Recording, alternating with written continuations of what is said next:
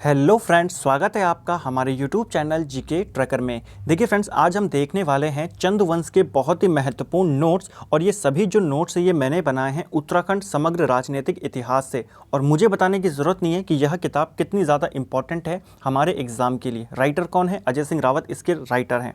और इस वीडियो में जो पूरा सेकंड चैप्टर है चंद्रवंश से रिलेटेड, पूरे चैप्टर के नोट्स मैंने यहाँ पे लिखे हैं। जितने फैक्ट थे सभी को यहाँ पे मैं लेके आया हूँ आपके लिए इस वीडियो में। तो इस वीडियो को शुरू करते हैं। और एक और चीज़ मैं आपको कहना चाहूँगा कि जिसने भी हमारी जो पहली वाली वीडियो है चंद्रवंश के बारे में, जिसमें मैंने पूरे 62 राजाओं के बारे में आपको डिटेल में बताया था, तो उस वीडियो को जिसने भी देखा है उनको भी यहाँ पे बहुत सारे नए फैक्ट देखने को मिलेंगे। तो चलिए वीडियो को शुरू करते हैं। सबसे पहले बात करेंगे, दो किताबें हैं, दोनों किताबों के आपको नाम याद रखने हैं। ठीक है, ये किताबें क्यों इंपॉर्टेंट है अभी मैं बताता हूँ। देखिए, पहली किताब है किंगडम ऑफ नेपाल। यह किताब किसकी है? तो ये लिखी है फ्रांसिस हैमिल्टन ने 1881 में।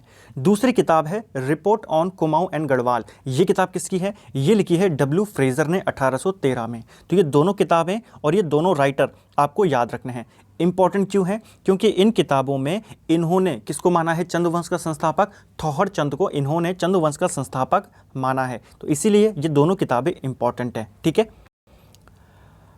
अगला फैक्ट है हमारे लिए कि बदिदत्त पांडे के अनुसार सोमचंद कुमाऊं में कब आए थे। देखिए, सोमचंद ही चंद्रवंश का संस्थापक है। आपको इसके बारे में कोई भी कंफ्यूजन अपने माइंड में नहीं रखना है। ठीक है, चंद्रवंश का संस्थापक कौन है? सोमचंद है। सोमचंद के आने को लेकर थोड़ा सा कंफ्यूजन है, तो वो हम यहाँ पे देखते हैं। देखिए, सोमचंद बदिदत्त पांडे कहते हैं 700 ईस्वी में आए, एटकिंसन कहते हैं 953 में आए, और अजय सिंह रावत जी कहते हैं कि 1025 में आए। ये जो साल हैं ये बता रहा है कि इन्होंने जब यहाँ पे शासन करना शुरू करा, यानी कि सोमचंद ने चंद्रवंश की स्थापना करी और 700 ईस्वी में यहाँ पे स्थापना हुई।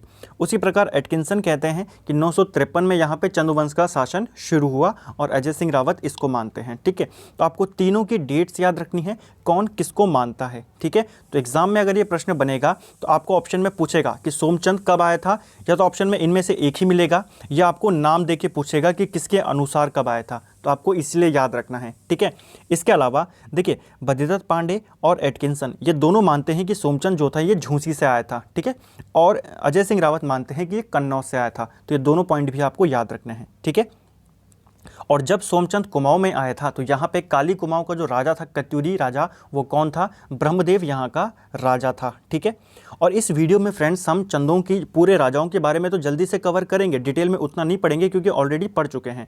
यहाँ पे हम चंदों की जो शासन व्यवस्था थी उसको यहाँ पे मेनली पढ़ने वाले हैं, और उसके अलावा जो अन्य महत्वपूर्ण फैक्ट हैं यहाँ से वो पढ़ने वाले हैं। ठीक है, चलिए अगला है जो हमारे लिए इंपॉर्टेंट, वो है सोमचंद किसका उपासक था? क्वेश्चन पेपर में बन चुका है। सोमचंद शिव का उपासक था। ठीक है, और चंदों की जो राज्य चिन्ह था वो क्या था? वो गाय था। ठीक है, ये भी आपको पूछा गया है पेपर में। अगला फैक्ट है सोमचंद द्वारा नियुक्त किए गए चाराल मूलतः कहाँ के थे? देखिए, अभी तक हमने सिर्फ इतना पढ़ा है कि सोमचंद ने चारालों की नियुक्ति करी थी, यानी कि 4 किलेदार इसने नियुक्त किए थे जिनको चाराल कहा जाता था। ठीक है, वो 4 किलेदार कौन कौन थे? कार्की, बोरा, तड़ागी और चौधरी। इनकी नियुक्ति सोमचंद ने करी। इनका मूल कहाँ था? ये सभी के सभी नेपाल के थे। तो ये आपको ध्यान रखना है। ठीक है, कहाँ के थे? नेपाल के। अगला है किस चंद राजा ने दोनकोट के रावत राजा को हराया था? देखिए, जब सोमचंद यहाँ पे आया तो ब्रह्मदेव यहाँ का राजा था, और उसी समय एक और यहाँ का लोकल राजा था जिसका नाम था रावत राजा। ठीक है, एक रावत राजा यहाँ पे राज कर रहा था, उसके साथ सोमचंद का युद्ध हुआ था जिसमें सोमचंद ने उसको हरा दिया था। ठीक है, तो दोनकोट के रावत राजा को किसने हराया? सोमचंद ने। अगला है सोमचंद के समय डोटी का राजा कौन था? देखिए, बहुत ही कंफ्यूजिंग क्वेश्चन है, कई बार आपको पूछ लेता है कि सोमचंद के समय कौन था, भारती चंद के समय कौन था, बाज बहादुर समय के चंद के समय में कौन था। इसलिए मैंने तीनों को एक साथ लिखा है ताकि कंफ्यूजन क्रिएट ना हो। देखिए, अगर पूछेगा सोमचंद के समय डोटी, डोटी यानी कि नेपाल। ठीक है, तो डोटी का राजा कौन था? सोमचंद के समय जयदेव मल था। ठीक है, और भारती चंद के समय तो यक्षमल या जयमल, इनमें से कोई एक राजा था वहाँ पे। किसके समय में? भारती चंद के समय में। और बाज बहादुर चंद के समय में देवपाल वहाँ का राजा था। ठीक है, देवपाल डोटी का राजा था जब बाज बहादुर चंद का शासन था। बाज बहादुर चंद के बाद इसका बेटा उद्योग चंद गद्दी पर बैठता है, और आपको पता है उद्योग चंद और इसी देवपाल के बीच एक संधि होती है, खैरागढ़ी की संधि, ठीक है, ये भी आपको याद रखना है, आगे और डिटेल में इसके बारे में बात करेंगे। लेकिन ये तीनों राजाओं के आपको नाम याद रखने हैं कि डोटी का राजा कौन से चंद राजा के समकालीन था जो फेमस है। ठीक है, तो सोमचंद, भारती चंद और बाज बहादुर चंद, इनका आपको याद रखना है। चलिए, सोमचंद ने बहुत सारे कार्य किए, लेकिन हम जो इंपॉर्टेंट है उनको कवर करते हुए चलेंगे। डिटेल में अगर आपको पढ़ना है तो आपको वो वाली वीडियो जाके देखनी होगी। बहुत ज़्यादा आपने उस वीडियो को प्यार दिया, अभी तक उस वीडियो को 60,000 से ज़्यादा बार देखा जा चुका है। ठीक है, तो आप डिटेल में वहाँ से पढ़ सकते हैं। यहाँ पर हम केवल जो नोट्स हैं उनको कवर करेंगे जल्दी जल्दी में। चलिए, सोमचंद के बाद राजा बना आत्मचंद। देखिए, आत्मचंद हमारे लिए बहुत इंपॉर्टेंट है। एक तो इसलिए कि सोमचंद जो है संस्थापक है, इसके बाद कौन राजा बना इंपॉर्टेंट होता है। आपको शुरुआत के 3-4 राजा याद होने चाहिए, चंद्रवंश के और पंवार वंश दोनों के। ठीक है, सोमचंद के बाद आत्मचंद राजा बना। और दूसरा ये इसलिए भी इंपॉर्टेंट है क्योंकि आपको पता है सोमचंद की जो पत्नी थी वो कतूरी थी। तो कतूरी से कौन हुआ, कतूरी का पुत्र कौन था सोमचंद का, तो वो आपको पूछा जा सकता है, तो आत्मचंद था। ठीक है, आत्मचंद के बाद पूर्णचंद बना और फिर इंद्रचंद राजा बना। बहुत इंपॉर्टेंट है हमारे लिए इंद्रचंद, क्योंकि इंद्रचंद आपको पता है कुमाऊं के अंदर रेशम के कारखाने किसने लगवाए थे, इंद्रचंद ने लगवाए थे। और इसी के टाइम पे इसने क्या करा, देश विदेशों से यहाँ पे इसने पटवा, जो रेशम बुनकर होते थे, जो रेशम के उत्पादन में काम करते थे, उनको पटवा कहते थे। तो पटवा लोगों को ये यहाँ पर लेके आया और पटरंग वाली प्रथा भी यहाँ पर प्रचलित हुई थी। ठीक है, पटरंग वाली प्रथा क्या थी कि अफवाहें फैला दो, जितनी ज़्यादा अफवाहें फैलाओगे रेशम का उत्पादन उतना ही अच्छा होगा। तो रेशम का उत्पादन किसने शुरू करवाया, इंद्रचंद ने।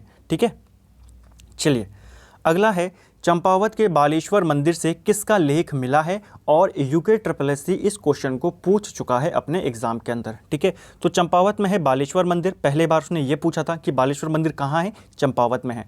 और यहाँ से कराचल देव का एक अभिलेख यहाँ से मिला है। ठीक है, एक शिलालेख या लेख मिला है किसका, कराचल देव का। इसने कुमाऊं पे आक्रमण किया था 1223 में। ठीक है, तो आपको देखो यहाँ से आपके 3 से 4 क्वेश्चन बन गए। पहला कि बालेश्वर मंदिर कहाँ है, ये चंपावत में है। ठीक है, बालेश्वर मंदिर में किसका लेख मिला है, कराचल देव का मिला है।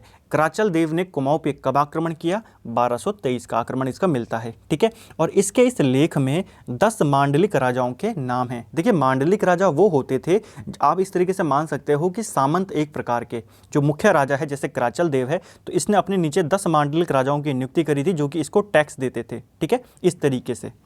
तो इसके उसमें कितने 10 मांडलिक राजाओं का नाम है, 10।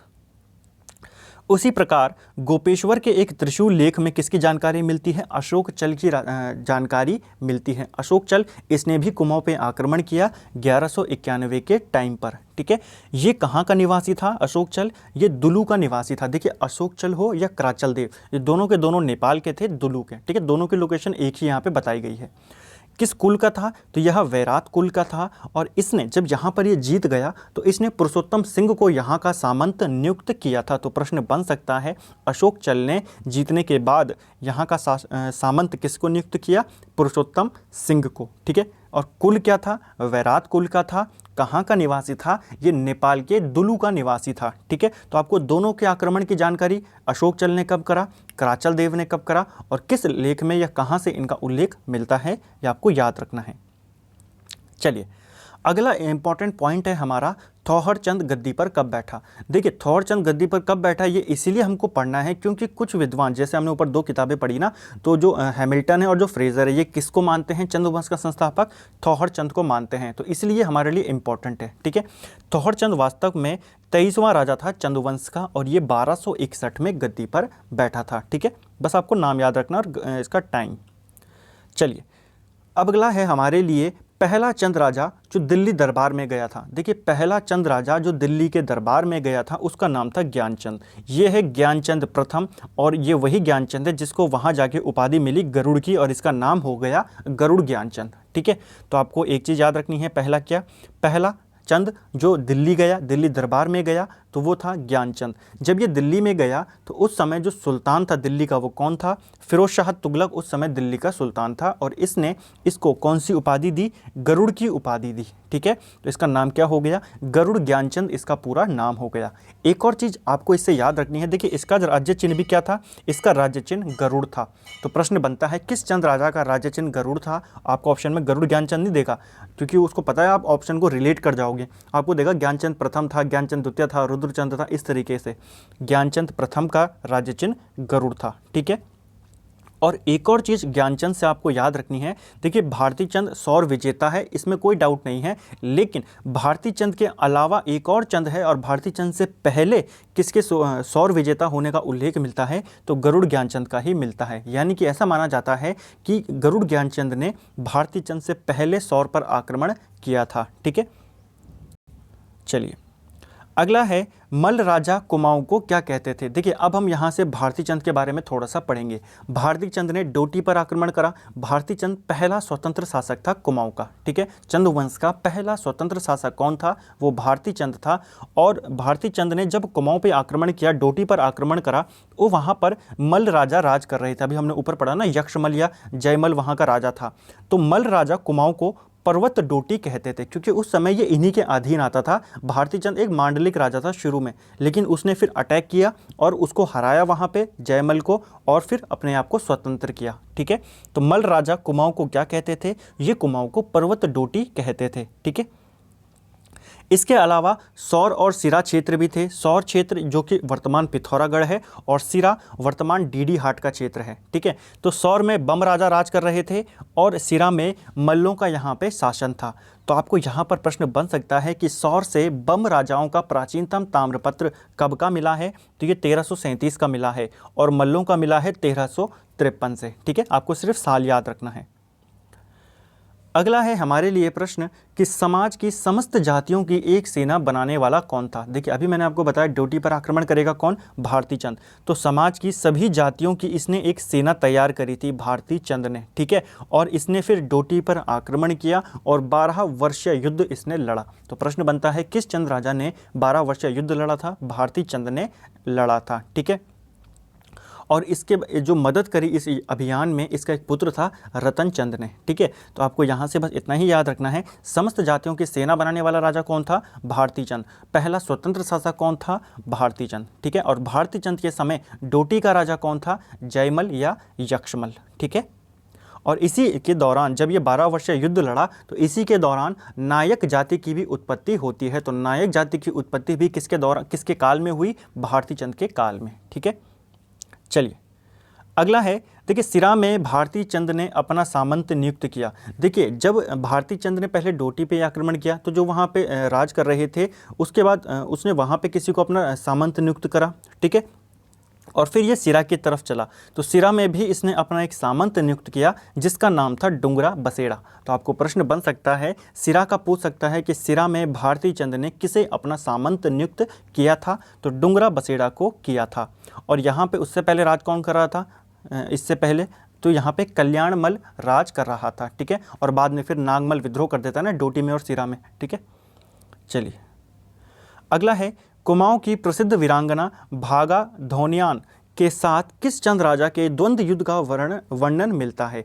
तो एक प्रसिद्ध वीरांगना है कुमाऊं की, और इनके साथ द्वंद्व युद्ध के बारे में जानकारी मिलती है भारती चंद की। ऐसा कहा जाता है कि इनके साथ भारती चंद का द्वंद्व युद्ध हुआ था। ठीक है, किस मल्ल राजा ने अपनी पुत्री का विवाह बालो कल्याण चंद से किया था। अब बहुत इंपॉर्टेंट बात है यहाँ पे, देखिए मल्ल राजा है शोभा मल्ल, और इसने अपनी पुत्री का विवाह किससे किया, बालो कल्याण चंद से किया था। ठीक है, ये कहाँ का राजा था, ये सिरा का राजा था। ठीक है, मल्ल राजा जो था ये शोभा मल्ल, और इसके पुत्र का नाम था हरिमल। ठीक है, इसको ध्यान से समझना, शोभा मल्ल के पुत्र का नाम क्या है, हरिमल, और बालो कल्याण चंद का पुत्र होगा बाद में रुद्रचंद, और बाद में यही रुद्रचंद इस हरिमल को हराकर सिरा राज्य अपने कब्जे में ले लेगा। ठीक है, तो प्रश्न बनता है रुद्रचंद ने किसे पराजित किया था, हरिमल को पराजित किया था। ठीक है, पूरी कहानी डिटेल में मैंने आपको इस वाली वीडियो में बताई है।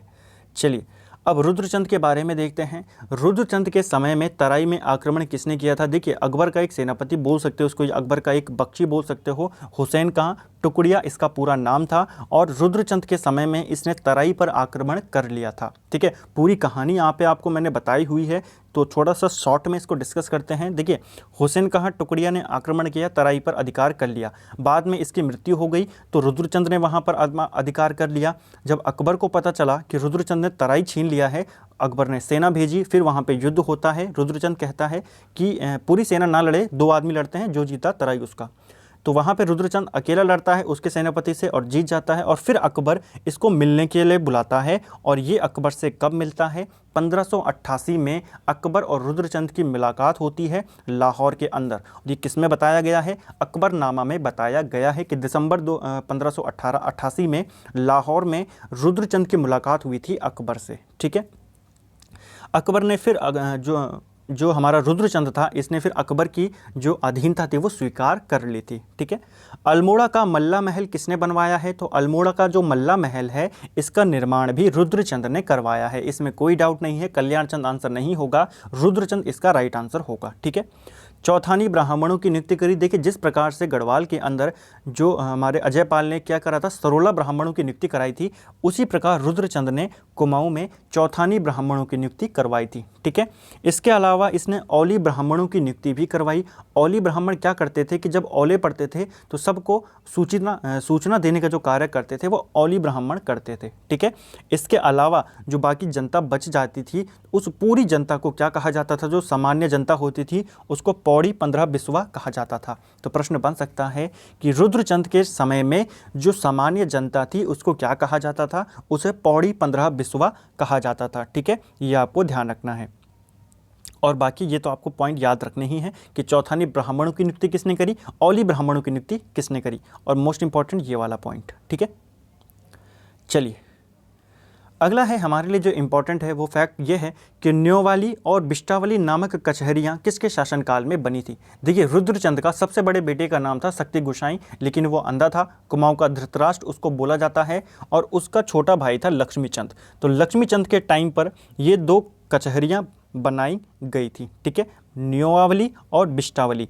देखिए जो ये न्योवावली थी ये होती थी सामान्य जनता के लिए। ठीक है, ये नॉर्मल जनता के लिए होती थी, और जो बिष्टावली होती थी ये सैनिकों के लिए होती थी। ठीक है, सैनिक के लिए होती थी। तो दोनों आपको याद रखना है। ठीक है, और इसी लक्ष्मीचंद ने 1602 में बागनाथ मंदिर का जीर्णोद्धार भी करवाया था। ये भी आपको याद रखना है कि बागनाथ मंदिर का जीर्णोद्धार लक्ष्मीचंद ने कब करवाया था? 1602 में। और इसी लक्ष्मीचंद को लखुली बिराली भी कहा जाता है, क्योंकि देखिए इसने गढ़वाल पे तो बहुत बार आक्रमण किए, लगातार इसने आक्रमण किए, हारा भी बार बार ये मानसाह से, लेकिन उसके बाद भी ये आक्रमण करता रहा, लेकिन मुगलों के सामने ये बिल्कुल डर के रहता था। तो इसलिए इसको वहाँ पे क्या बोला गया? लखुली बिराली इसका नाम दिया गया। ठीक है, तो ये आपको ध्यान रखना है। चलिए अगला है कत्यूरी राजकुंवरों का गढ़ कौन सा था। अब देखिए यहाँ पे ये इंपॉर्टेंट पॉइंट है। देखिए कत्यूरी राजकुंवर जो होते थे उस समय भी थोड़े बहुत बचे हुए थे, और ये शासन कर रहे थे मनीलागढ़ में। ठीक है, हालांकि जो मुख्यतः कत्यूरी थे वो समाप्त हो चुके थे, लेकिन थोड़े बहुत तो होते ही हैं। तो मनीलागढ़ इनका गढ़ था। आपको पूछा जा सकता है कत्यूरियों से संबंधित गढ़ कौन सा है? मनीलागढ़। और इनके गढ़ पर बाज बहादुर चंद ने आक्रमण कर दिया। ठीक है, इसको ध्यान से समझना। बाज बहादुर चंद ने यहाँ पे आक्रमण कर दिया, और उसके बाद ये जो कत्यूरी थे ये भागे गढ़वाल की तरफ। ठीक है, इन्होंने गढ़वाल पे जाके फिर अटैक करना शुरू कर दिया इन कत्यूरियों ने, और फिर इनको खदेड़ा गढ़वाल से किसने? तीलू रौतेली ने। ठीक है, तो प्रश्न बनता है तीलू रौतेली किसके समकालीन थी? वो बाज बहादुर चंद के समकालीन थी। ठीक है, और बाद में जब बाज बहादुर चंद का बेटा उद्योगचंद गद्दी पर बैठेगा तो वहाँ तक चलेगी तीलू रौतेली की कहानी। ठीक है, तो आपको ध्यान रखना है तीलू रौतेली किसके समकालीन थी? उद्योगचंद और बाज बहादुर चंद। और जो कत्यूरी राजकुमार थे उनका गढ़ कौन सा था? मनीलागढ़। और आक्रमण किसने करा? बाज बहादुर चंद ने। अगला है मंदिरों की खर्च के लिए दी जाने वाली भूमि को क्या कहते थे। तो मंदिरों के खर्च के लिए जो भूमि दान में दी जाती थी उसे गूंठ भूमि या विष्णुप्रीति भी उसको कहा जाता था। ठीक है, तो एक नाम है, आपको याद रखना है। ताम्रपत्रों में किसे लटोला राठ कहा गया है? तो ताम्रपत्रों में किसे लटोला राठ कहा गया है? ये कहा गया है सदानंद जोशी को। ठीक है, अपने दरबार को मुगलों की तरह बनाने का प्रयास किसने किया था? देखिए किस चंद राजा ने अपने दरबार को मुगलों की तरह करने की कोशिश करी? तो वो था बाज बहादुर चंद। ठीक है, बाज बहादुर चंद ये शाहजहां और औरंगजेब दोनों के समकालीन था। ठीक है, इसको जो बहादुर की उपाधि मिली ये शाहजहां ने दी थी, और बाद में फिर औरंगजेब गद्दी पर बैठा तो इसने औरंगजेब की भी भक्ति खूब करी थी। ठीक है, तो मुगलों की तरह इसने बनाने का प्रयास किया, बहुत सारे पद बना दिए नए नए, जैसे कि जो पानी भरने वाला होता था उसके लिए पनीरू पद बना दिया। ठीक है, है। जो फल लाने वाला होता था उसके लिए फुलेरिया पद बना दिया, ठीक है, फल लाने वाले को फुलेरिया कहा जाता था। जो राज परिवार के जो लोग होते थे उनको सुबह सुबह उठाता था, उसका नाम कर दिया, उस पद का नाम कर दिया हरबोला, ठीक है। तो आपको पूछा जा सकता है कि चंद्रवंश में हरबोला नाम का जो अधिकारी होता था वो क्या करता था, वो राज परिवार के व्यक्तियों को उठाता था, जगाता था। इसके अलावा मंदिरों की रक्षा करने के लिए मठपाल की नियुक्ति कर दी। तो मठपाल क्या करते थे, मंदिरों की रक्षा करते थे, ठीक है। तो ये आपको ध्यान रखना है, इंपॉर्टेंट जो ये इसने पोस्टें बना दी, ठीक है। चलिए, इसके अलावा देखिए बाज बहादुर चंद ने एक हथिया नौला, ठीक है, ये पिथौरागढ़ में है और इसकी जो बनावट है ये एलोरा के कैलाश मंदिर जैसी है। ये किसने बनवाया, ये बनवाया हमारा जो बाज बहादुर चंद है, ठीक है। तो ये आपको ध्यान रखना है, कहाँ है ये, पिथौरागढ़ में है और इसकी बनावट एलोरा के कैलाश मंदिर जैसी है, ठीक है। चलिए, अगला है हमारे लिए इंपॉर्टेंट कि नेपाल की ग्रीष्मकालीन राजधानी कहाँ थी। अब देखिए हम यहाँ पे क्यों पढ़ रहे हैं अभी बताता हूँ। देखिए नेपाल की जो ग्रीष्मकालीन राजधानी थी वो अजमेरगढ़ थी और जो शीतकालीन राजधानी थी वो जुराइल दीपाइल थी, ठीक है। हम दोनों इसीलिए पढ़ रहे हैं क्योंकि बाज बहादुर चंद के बाद अभी मैंने आपको फिर से बताया कि उद्योग चंद गद्दी पर बैठा और इस उद्योग चंद ने इनकी ग्रीष्मकालीन राजधानी पर भी अधिकार किया, वहाँ पर भी इसने आक्रमण किया और इनकी शीतकालीन राजधानी पर भी आक्रमण किया। तो प्रश्न बन सकता है कि नेपाल की दोनों राजधानियों पर ग्रीष्मकालीन और शीतकालीन आक्रमण करने वाला चंद राजा कौन था, उद्योग चंद था, ठीक है। और इसी उद्योग चंद ने बाद में क्या करा, कुमाऊं में स्थायी छावनियों की स्थापना भी करी। तो प्रश्न बन सकता है कुमाऊं में छावनियों की स्थापना किसने करी, उद्योग चंद ने करी। और इसी उद्योग चंद को रुद्रदत्त पंत ने, जो कि इतिहासकार हैं, तपस्वी शासक कहा है। बहुत इंपॉर्टेंट फैक्ट है, प्रश्न आपको बन सकता है किस चंद राजा को तपस्वी शासक कहा जाता है, उद्योग चंद को, ठीक है। और इसी किसने कहा इसको, रुद्रदत्त पंत जी ने, ठीक है। और जो बात हमने शुरू में पढ़ी थी कि खैरागढ़ी की संधि किसके बीच हुई, उद्योग चंद और देवपाल के बीच में 1688 के अंदर, ठीक है। तो ये भी एक बहुत इंपॉर्टेंट फैक्ट है, सीधा आपको नाम दे देगा खैरागढ़ी की संधि किन के बीच हुई, तो आपको नाम देखना है उद्योग चंद और देवपाल के बीच में। चलिए, जगत चंद किसका पुत्र था। देखिए जगत चंद के बारे में हम इसलिए पढ़ रहे हैं क्योंकि चंद्रवंश का स्वर्ण काल माना जाता है जगत चंद के काल को, ठीक है। और ये किसका पुत्र था, ज्ञानचंद द्वितीय का पुत्र था। देखिए ज्ञानचंद प्रथम कौन था, गरुड़ ज्ञानचंद, वही ज्ञानचंद प्रथम था। उसके बाद एक और ज्ञानचंद आया जिसका नाम था ज्ञानचंद द्वितीय। ये वही ज्ञानचंद है जिसने जो नंदा देवी की मूर्ति है उसको ये अल्मोड़ा लेके गया था, ठीक है। तो वो ज्ञानचंद द्वितीय है। अब जगत चंद की बात करते हैं। जगत चंद का जो शासनकाल है उसे चंद्रवंश का स्वर्णकाल माना जाता है। इसके टाइम पर तराई का जो क्षेत्र था वहाँ से 9 लाख की आमदनी होती थी। तो प्रश्न बनता है किस चंद राजा के समय में तराई से 9 लाख की आमदनी होती थी, तो वो जगत चंद था, ठीक है। जगत चंद ने फिर गढ़वाल पर भी आक्रमण किया। गढ़वाल में उस समय फतेह शाह राज कर रहा था, तो इसने फतेहपति शाह को भी पराजित किया और श्रीनगर भी जीत लिया था, यानी कि गढ़वाल की राजधानी पर भी इसने अधिकार कर लिया था। और फिर इसने किसी ब्राह्मण को वो दान में दे दिया था, ठीक है, जिसने बाद में फिर फतेह शाह ने कब्जा कर लिया था। जुआरियों पर इसने टैक्स लगवाया, ठीक है, जुआ खेलने पर या जुआरियों पर भी इसने टैक्स लगवाया। बनता है प्रश्न कि किसने टैक्स लगवाया, ये लगाया जगत चंद ने। इसकी मृत्यु फिर चेचक से हो गई। तो जगत चंद चंद्रवंश का ऐसा राजा जिसकी मृत्यु चेचक से हो गई थी, कौन था, जगत चंद। अब देखिए सबसे अच्छा राजा कौन है, जगत चंद। उसके बाद जो चंद्रवंश का सबसे खत्म राजा हुआ जिसको मोहम्मद बिन तुगलक बोला जाता है चंद्रवंश का, वो इसी का बेटा था देवी चंद, ठीक है। तो ये भी आपको ध्यान रखना है, चंद्रवंश का मोहम्मद बिन तुगलक किसको बोला जाता है, देवी चंद को बोला जाता है। या फिर चंद्रवंश का विक्रमादित्य किसको बोला जाता है, हालांकि है नहीं, बनने की इसने कोशिश करी थी लेकिन बन नहीं पाया था, ठीक है। तो विक्रमादित्य बनने की कोशिश भी देवी चंद ने करी थी, ठीक है। ये किसका पुत्र था, देवी चंद का ये पुत्र था। इसके बाद क्या हुआ, देखिए देवी चंद के बाद यहाँ पे रोहिल्ला आक्रमण हुआ जब यहाँ पे कल्याण चंद राज कर रहा था। और कल्याण चंद के शासनकाल में 1743-44 में यहाँ पे रोहिल्लाओं का आक्रमण हुआ, ठीक है। और किसके नेतृत्व में हुआ, अली मोहम्मद खान के नेतृत्व में यहाँ पर रोहिल्ला आक्रमण हुआ, जिसमें प्रदीप शाह ने कल्याण चंद की काफ़ी मदद करी थी यहाँ से इनको भगाने में, इनको मतलब भगाने में तो नहीं, रिक्वेस्ट करके यहाँ से भेजने में, इनकी विदाई कराने में, ठीक है। तो ये किसने मदद करी थी, प्रदीप शाह ने। प्रश्न बन चुका है पेपर में कि किस कुमाऊं पर रोहिल्ला आक्रमण कब हुआ था, 1743-44 में ये आक्रमण हुआ था, ठीक है। नेतृत्व तो हमने बात करी। अब उसके बाद देखिए कल्याण चंद के बाद राजा बनता है दीपचंद, ठीक है। आपको पता है उत्तरवर्ती जो चंद काल था दीपचंद राजा बनता है, उसके बाद मोहनचंद राजा बनता है, फिर प्रद्युमन चंद, फिर मोहनचंद, फिर शिवचंद और फिर महेंद्र चंद। तो पूरी कहानी चलती है। आखिर में आपको बस एक फैक्ट याद रखना है, चंद वंश का अंतिम राजा कौन था? महेंद्र चंद था। ठीक है, अब चंद वंश से रिलेटेड कुछ एक्स्ट्रा फैक्ट हैं, उनको देखते हुए चलते हैं, फिर शासन प्रबंधन पे चलेंगे, फिर थोड़ा सा कर व्यवस्था इनकी रिवाइज करेंगे और फिर कुछ वन लाइनर है उनको देखेंगे। ठीक है, देखिए चंदों से संबंधित अन्य महत्वपूर्ण तथ्य कौन कौन से हैं। देखिए, अल्मोड़ा में घर घर पूजे जाने वाले देवता कौन हैं? ठीक है, तो अल्मोड़ा में घर घर पूजे जाने वाले देवता हैं गंगनाथ देवता। ठीक है, ये माने जाते हैं ये भी चंद वंश के ही कोई राजकुमार थे और ये नेपाल से यहाँ पर आए थे। ठीक है, इनका मूल भी नेपाल माना जाता है। तो अल्मोड़ा में घर घर पूजे जाने वाले देवता कौन है? गंगनाथ देवता हैं। ठीक है, नेवारी और खशकुरी क्या है? देखिए, नेवारी और खशकुरी यह नेपाली भाषा है और हम इनको इसीलिए पढ़ रहे हैं क्योंकि कुमाऊं में जो कुमाऊनी भाषा है, कुमाऊनी में इनका काफ़ी प्रभाव देखने को मिलता है। तो प्रश्न बन सकता है कि कुमाऊनी भाषा में प्रभाव देखने को मिलता है नेवारी और खशकुरी का, ये दोनों क्या हैं? तो ये दोनों नेपाली भाषाएं हैं। ठीक है, अगला है सिरा में प्रचलित रौत देवता का मूल कहाँ है? तो जो रौत देवता है इनका मूल स्थान भी नेपाल है।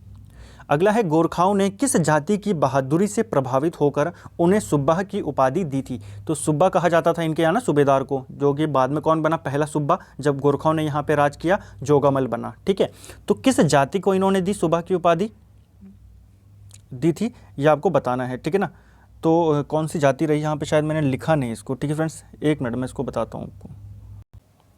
हाँ फ्रेंड्स, हाँ राई जाति थी। ठीक है, थोड़ा मैं भी भूल गया था इसको। तो राई जाति थी एक कुमाऊं की, गोरखाओं की उस समय। तो राई जाति को गोरखाओं ने प्रभावित होकर, इनकी बहादुरी से प्रभावित होकर कौन सी उपाधि दी थी? सुब्बा की उपाधि उनको दी थी। ठीक है, चलिए अगला है सूरवंश के विद्रोही खवास खान को किस चंद शासक के समय कुमाऊं में आया था? देखिए, जो सूरवंश का विद्रोही था खवास खां, किस वंश का विद्रोही था? सूरवंश का। उस समय दिल्ली में सूरवंश राज कर रहा था, शेरशाह सूरी का वंश राज कर रहा था और सुल्तान था इस्लाम शाह।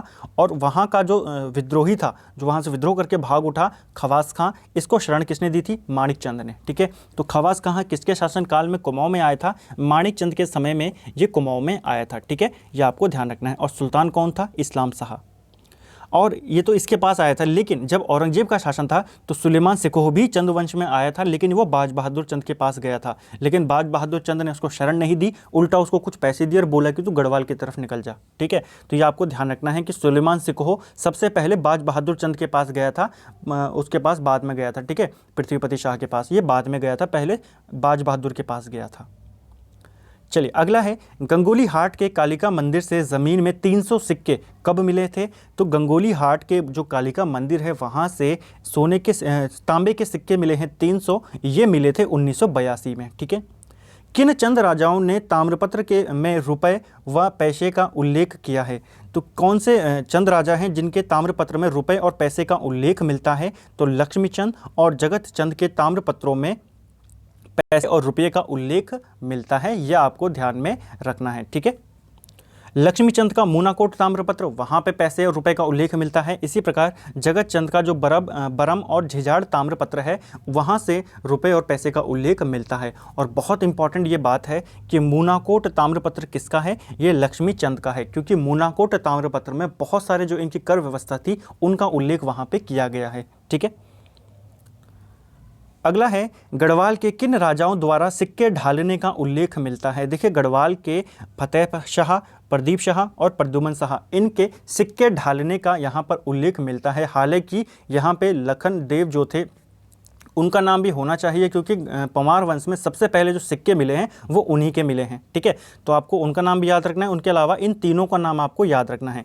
इनके जो सिक्के मिले हैं ये वर्तमान में लखनऊ संग्रहालय में रखे गए हैं और इनको सबसे पहले प्रकाशित जो करवाया था, यानी कि इनको प्रकाश में लाने का जो श्रेय जाता है वो हरिकृष्ण रतूड़ी को जाता है। ठीक है, कतूरी वंशी राजकुमारों की उपाधि क्या थी? जो कतूरी वंश के राजकुमार थे उनकी उपाधि थी रजबार।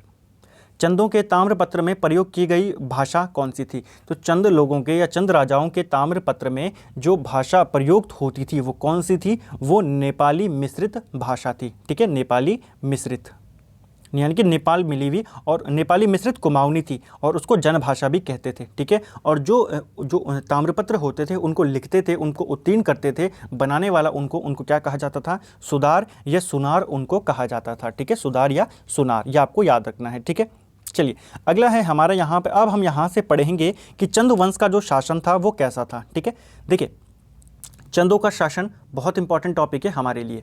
चंदों के काल में राजधानी को क्या कहा जाता था? तो चंद काल में राजधानियों को बुंगा, राजपुर या राजधाई कहा जाता था। ठीक है, तो ये आपको ध्यान रखना है, बहुत ही इंपॉर्टेंट ये पॉइंट है कि राजधानी को क्या कहते थे?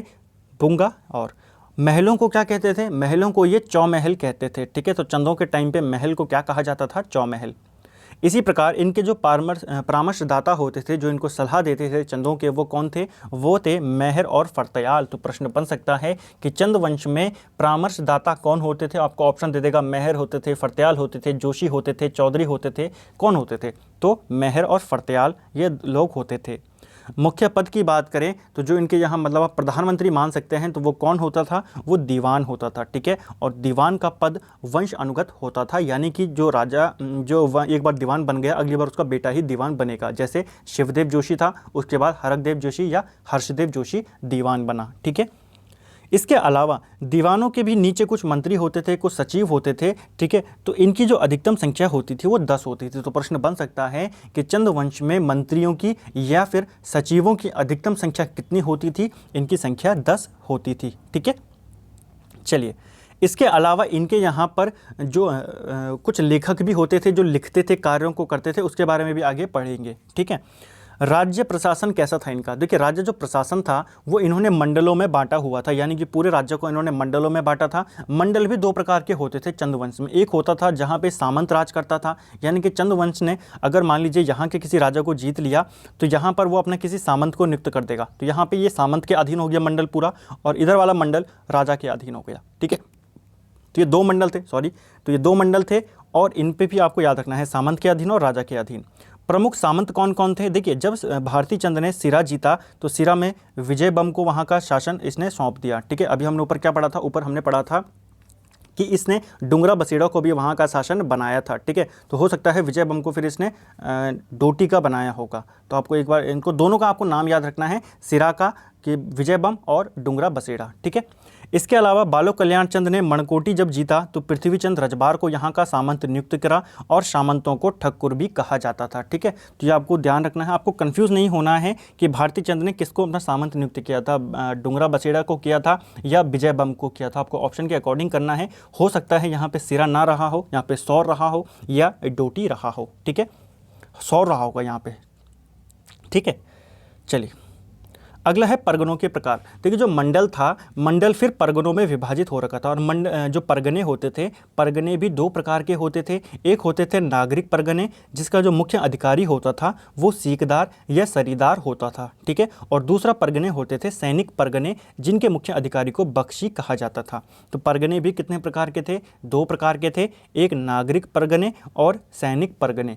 नागरिक परगने का जो मुख्य अधिकारी होता था उसको हम सीकदार या सरीदार कहते थे। ठीक है, अब कुछ महत्वपूर्ण परगने हैं तराई के, उनको याद रख लेते हैं, क्योंकि आपको याद रखने हैं, क्योंकि 6 ही हैं और पेपर में पूछे जा सकते हैं कि चंद काल में इनमें से तराई का कौन सा परगना नहीं था। तो बक्सी, छिनकी, माल, बुक्साड़, किलपुरी और मंडिया, ये सब कहाँ थे? ये सभी तराई के परगने थे। ठीक है, तराई क्षेत्र के परगने थे ये सभी। इसके बाद देखिए जो परगने हमने ऊपर बात करी, मंडल किस में विभक्त थे? परगनों में विभक्त, और परगने जो थे वो गरखों में विभक्त थे। ठीक है, तो ये आपको ध्यान रखना है, जो परगने थे वो गरखे या पट्टियों में विभक्त थे। एक ही नाम है दोनों का। अगर काली कुमाऊं की बात करें तो काली कुमाऊं और भाबर पट्टी में, भाबर में जो गरखे होते थे, जो या परगने होते थे, उनकी जो छोटी यूनिट है, उनकी छोटी इकाई, उसको पट्टी कहते हैं, और सौर या सिरा क्षेत्र में उनको गरखे कहते हैं। ठीक है, तो ये आपको ध्यान रखना है, दोनों एक ही हैं, गरखे और पट्टी एक ही है।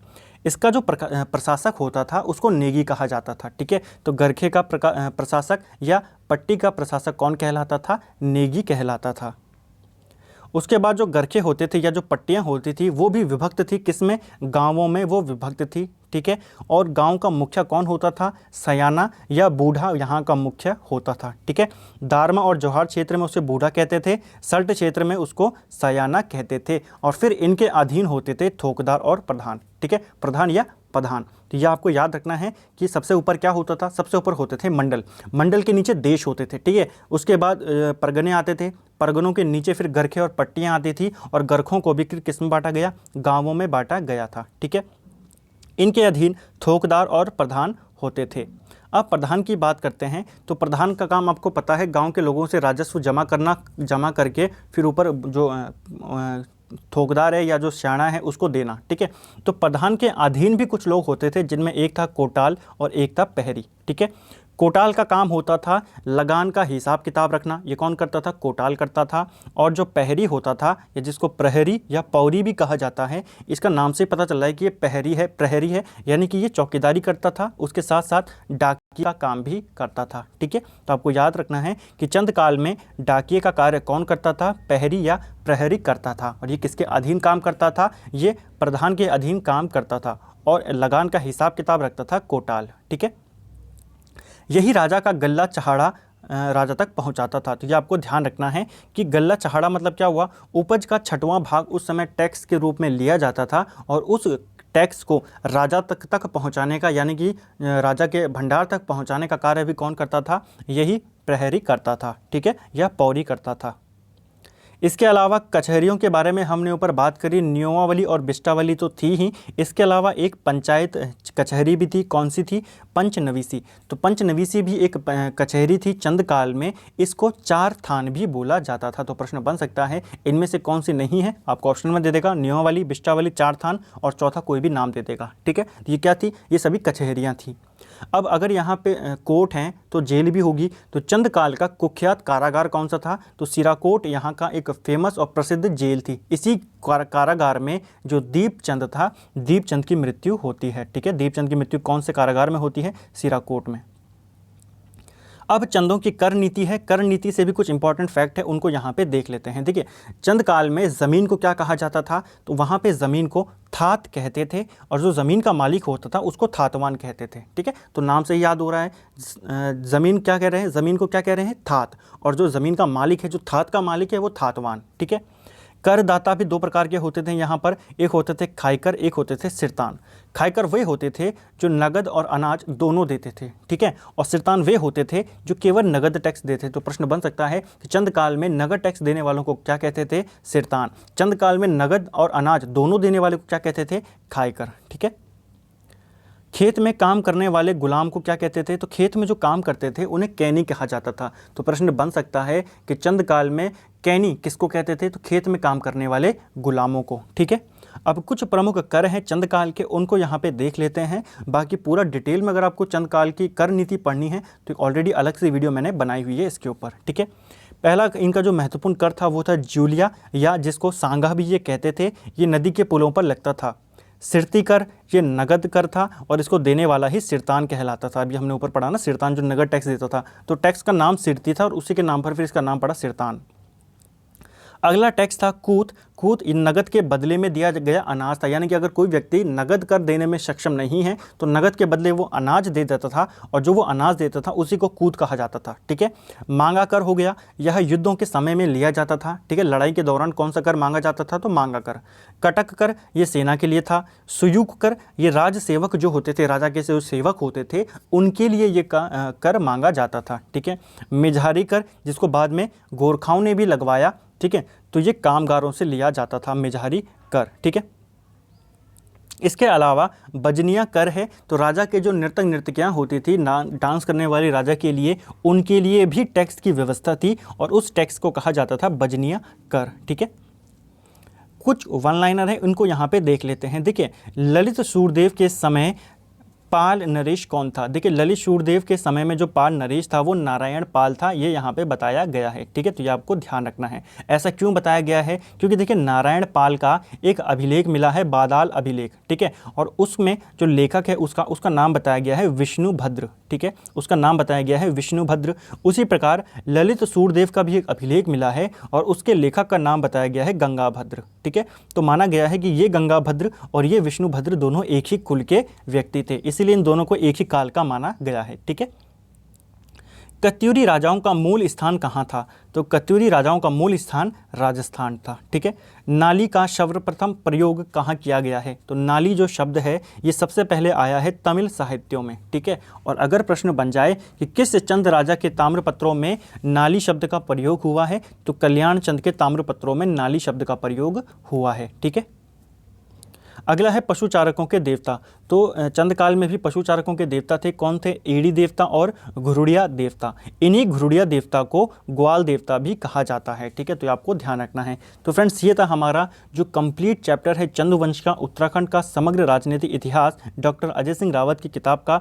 सारे क्वेश्चंस आपके यहाँ पे बिल्कुल नोट्स की फॉर्म में कवर हो गए हैं। अब अगर इस चैप्टर से आपका कोई भी क्वेश्चन बनता है, आप यहाँ से वो नहीं छूटेगा। सारे क्वेश्चन जितने भी बन सकते थे, जितने भी यहाँ से फैक्ट बन सकते थे, सभी मैंने आपको इस वीडियो के अंदर कवर करा है। उम्मीद करता हूँ आपको वीडियो पसंद आई होगी, और अगर वीडियो पसंद आता है तो वीडियो को लाइक ज़रूर करें, और अगर चैनल पे आप नए हैं तो सब्सक्राइब करें, बेल आइकन को ज़रूर प्रेस करें, अपने दोस्तों के साथ शेयर करें, और इतना ज़्यादा इसको शेयर करें कि आप हर जगह इसको आप अपने ग्रुप्स में, अपने व्हाट्सएप में, अपने फेसबुक में, इंस्टाग्राम में इसको ज़रूर शेयर करें।